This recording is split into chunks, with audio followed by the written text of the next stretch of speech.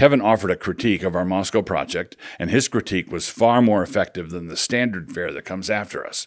By standard fare, I mean the kind of assault that appears to be afflicted with an advanced case of rabies. In other words, Kevin was being a critic and not someone with a frothing Moscow derangement syndrome.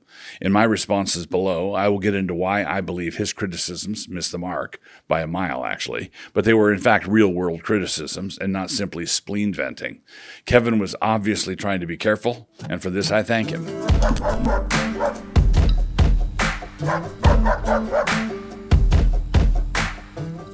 Introduction. So Kevin DeYoung set off a national conversation with this article. When his article dropped, I was in the middle of wrapping up my November posts, and so a response had to wait until today. But I did have enough time to tweet that I thought Kevin's critique was a responsible critique from a reasonable man, and so I asked all those who thought of themselves as being in my corner to respond to him judiciously and in that spirit. As far as I could see, this is something they largely did, but that did not mean that the responses were not pointed, telling, and forceful. I'm going to try to do the same. I thank Kevin for this opportunity and look forward to meeting him as a result of all this. This response is kind of a beast, but what are you going to do? Our war with crapola. Below, please find the latest promo ad for Canon Plus. After you watch it, you might wonder if we rushed it through production over the last week in order to respond to Kevin's piece on the Moscow mood. But no, it was in the works already, and it summarizes our approach to all these things nicely.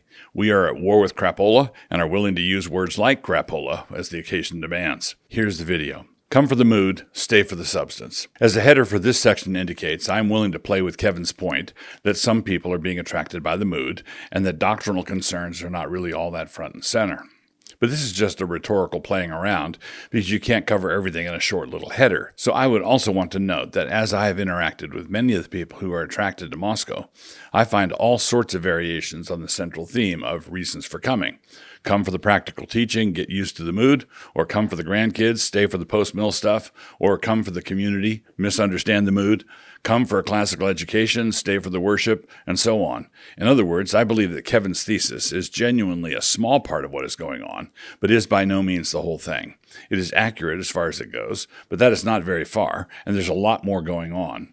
The word I hear mentioned in this regard overwhelmingly is community. This is in reference to a blessing we have been given and do not deserve, and that gift is something the Apostle Paul would have called koinonia. So sure, come for the mood, stay for the substance. Come for whatever reason, and stay for the only reason that ultimately matters, which are a shadow of things to come, but the substance is of Christ. Colossians 2:17, NKJV.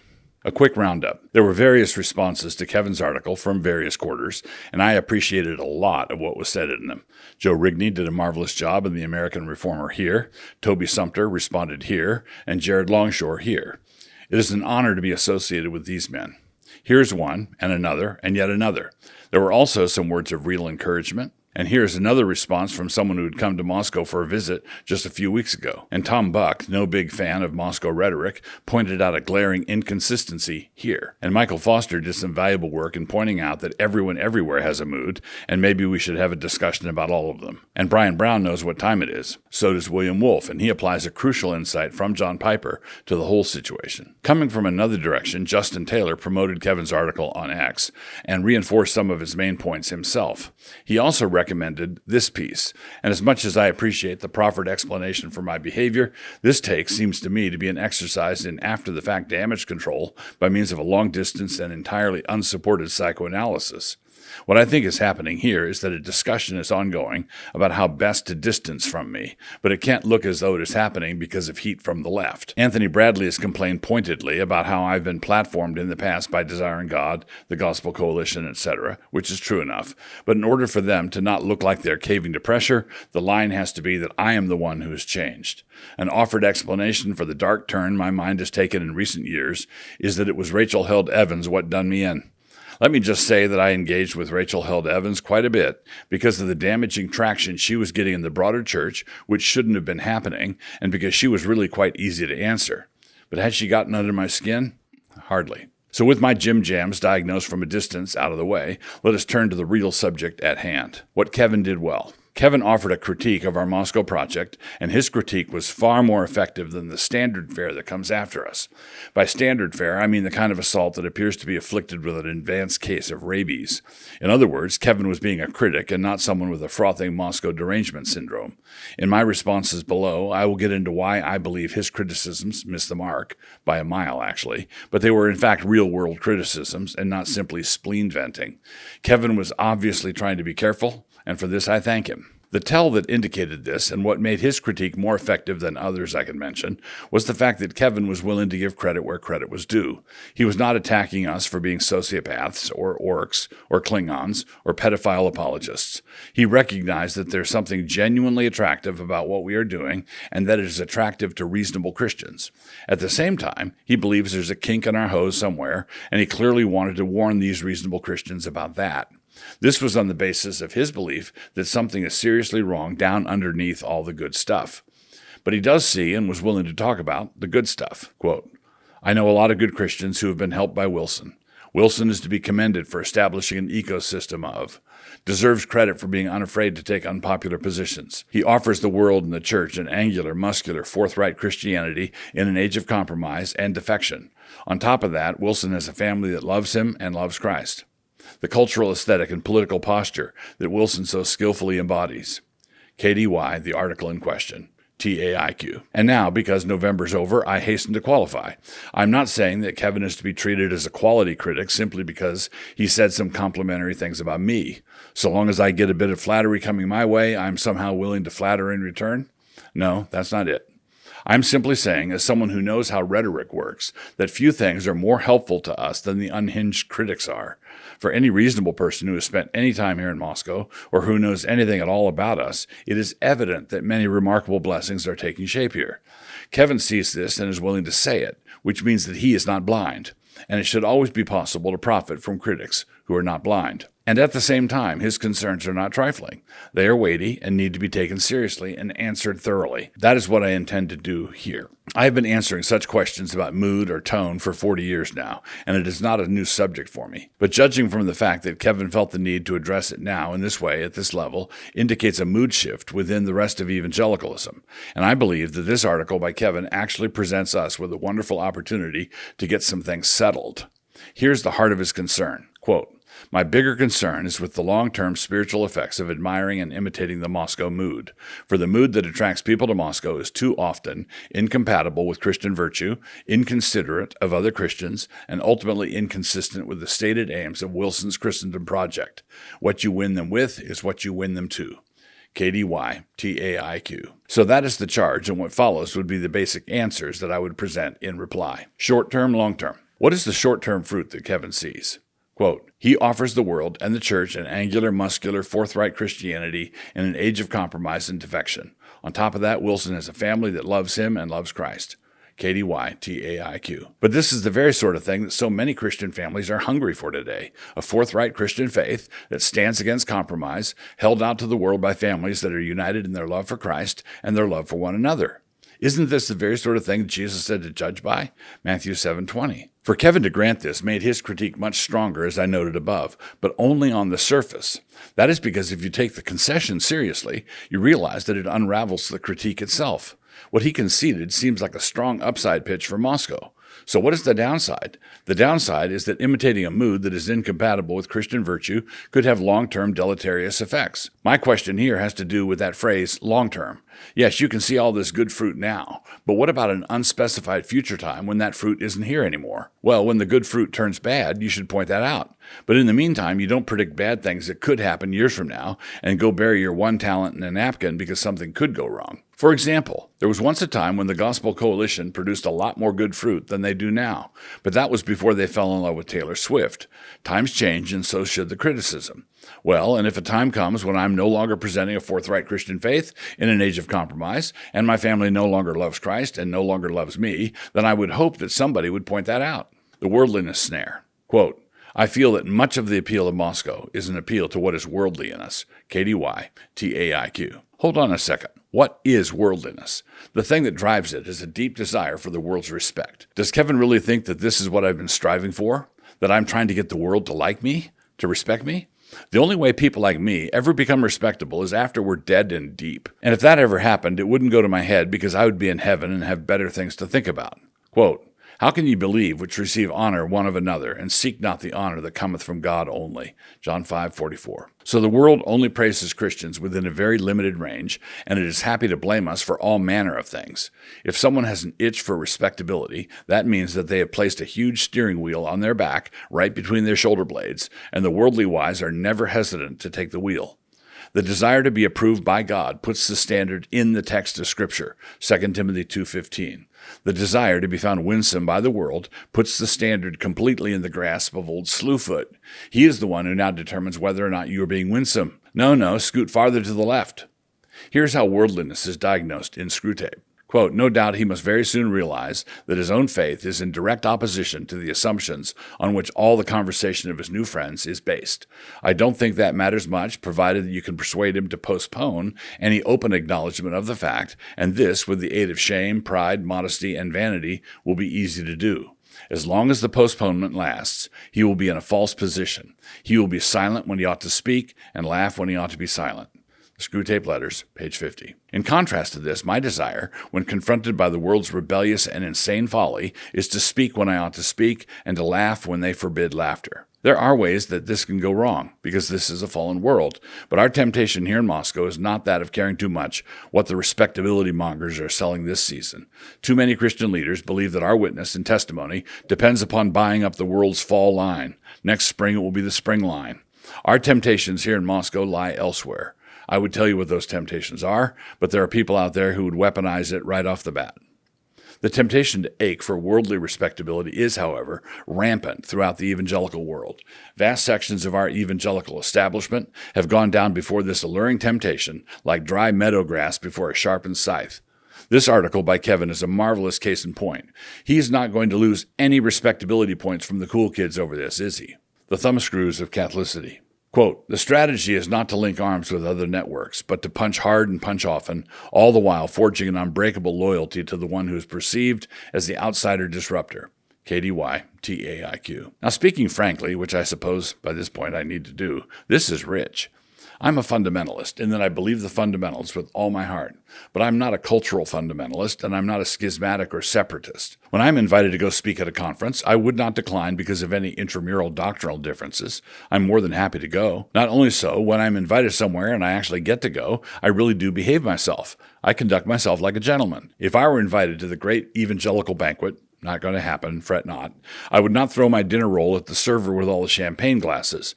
Neither would I make fun of any of my hosts. For some curious reason, some people have assumed that if I'm willing to smite infidelity under the fifth rib, I'm therefore willing to do the same to pretty much anybody, including the organizing pastor's wife in my opening remarks. This assumption makes people jumpy. But there's more. Sometimes I'm invited to speak somewhere, and am then uninvited after the ecumenical thumbscrews are applied to the organizers behind the scenes. Then I don't get to go. Yes, that happens. It has happened quite a bit, actually. And when we invite a speaker to come here to Moscow, and they accept, if they are anywhere in the big EVA orbit, we don't count on it until after they get the treatment. This is because it is quite possible they will withdraw after agreeing to come, the way Karen Swallow Pryor did. We have invited multiple people from all over the Reformed evangelical world, and most of them have married a wife and have bought them 5 yoke of oxen.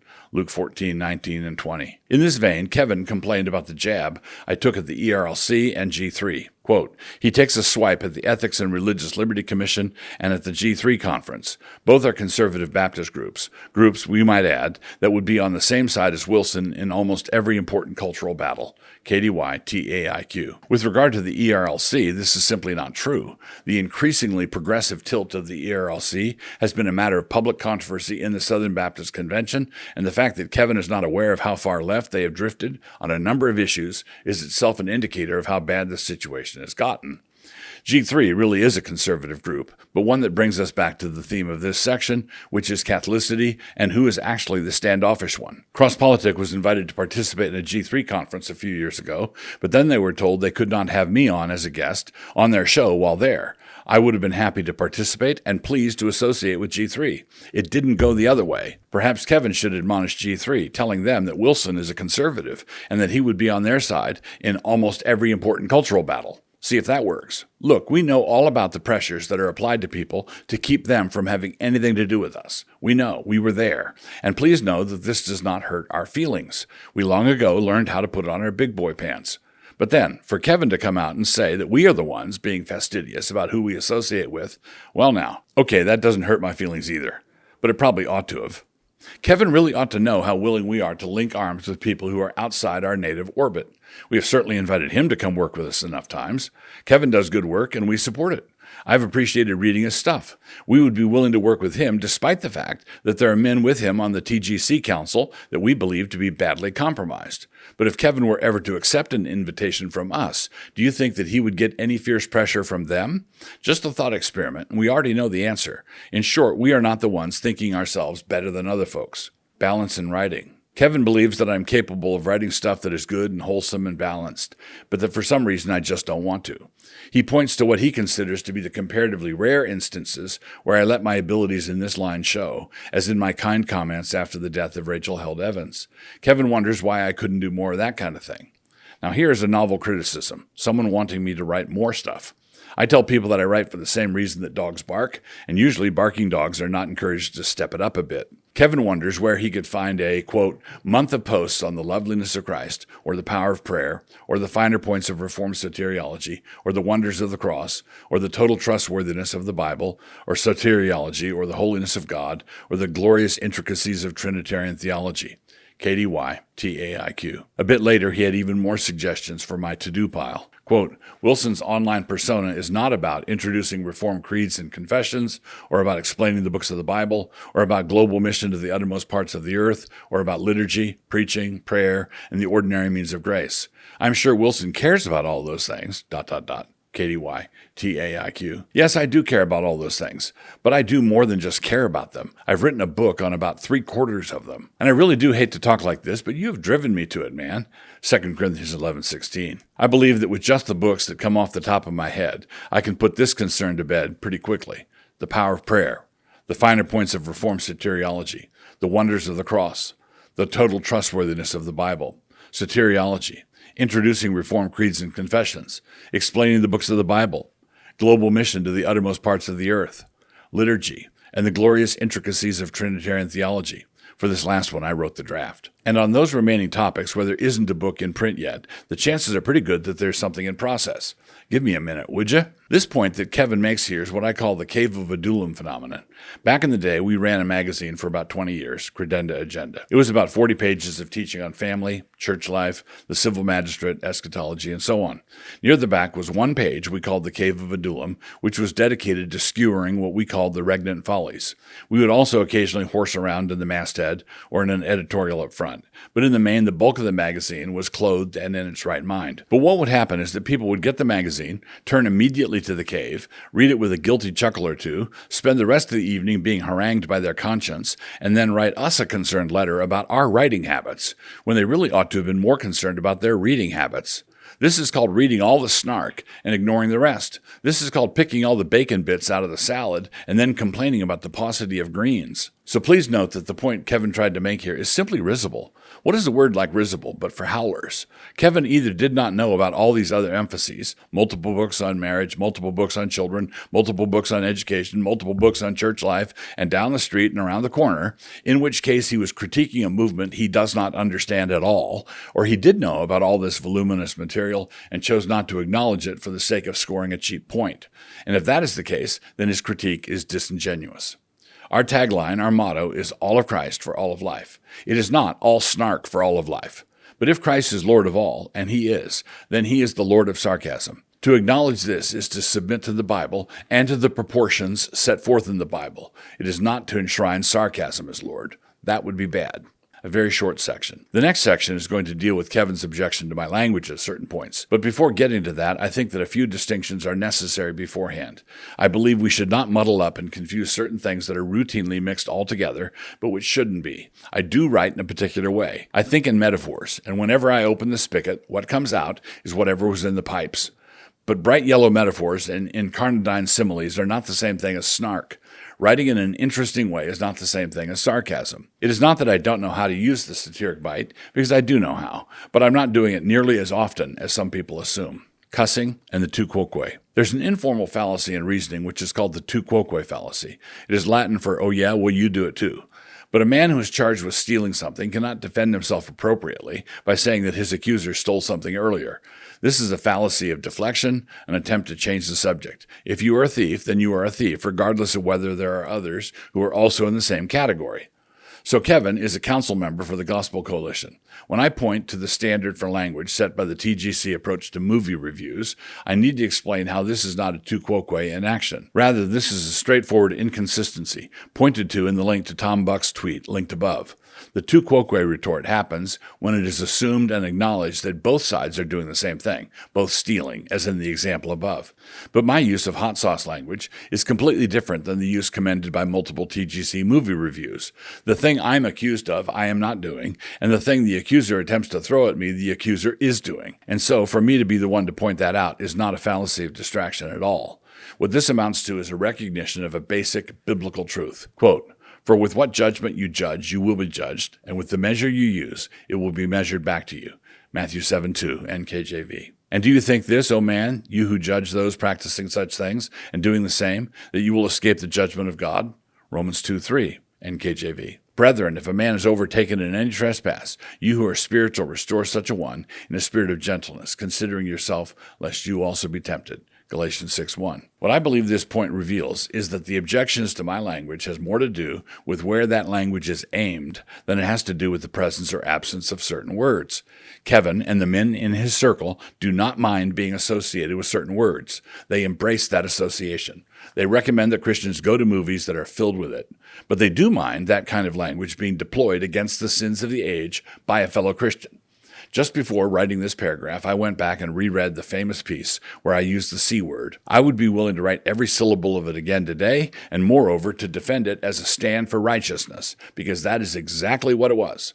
That article was filled to the brim with arguments and had one stark word in it. Everyone wants to gasp and point to the word because they think they can score some easy points that way, and they refuse to engage with any of the arguments because they know they can't engage with them. No one answers the arguments. And in something of a surprise twist, I find myself in broad agreement with Paul Tripp on this, where such things should be evaluated on the basis of context and intention. And this is why I would say that Kevin, and Justin Taylor with him, are simply being hypocritical.